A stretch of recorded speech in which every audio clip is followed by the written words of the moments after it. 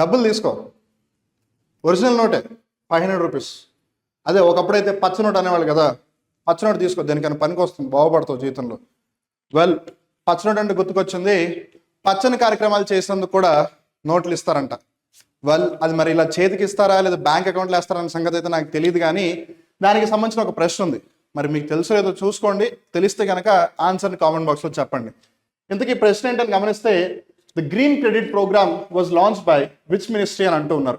First and foremost, మీరు ఇంతకుముందు carbon credit అని వినే ఉండుంటారు.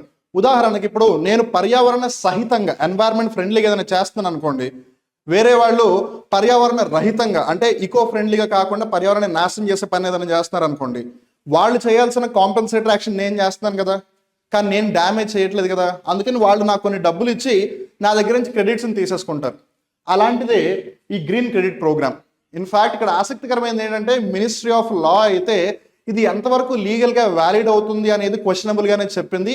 బట్ స్టిల్ ఒక మంత్రిత్వ శాఖ అయితే నీ సంగతి తర్వాత చూస్తాను కానీ నేనైతే ఇంప్లిమెంట్ చేసేస్తానని చెప్పేసింది. అది ఏంటి అని ఇక్కడ క్వశ్చన్ అడుగుతున్నారు. ఆప్షన్స్ వస్తే finance, MSME, environment, forest and climate change, new and renewable energy.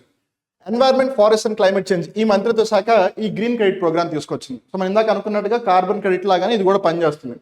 ఇంతకీ ఇది ఏ చట్టం ఆధారంగా పనిచేస్తుందని గమనిస్తే, పర్యావరణ పరిరక్షణ చట్టం, ఎన్వైర్న్మెంట్ ప్రొటెక్షన్ యాక్ట్ 1986లో వచ్చింది. కొన్నిసార్లు స్ట్రైట్ ఫార్వర్డ్గా ఈ చట్టం ఎప్పుడు ఇంప్లిమెంట్ అయిందని కూడా ఒక క్వశ్చన్స్ అడుగుతూ ఉంటారు.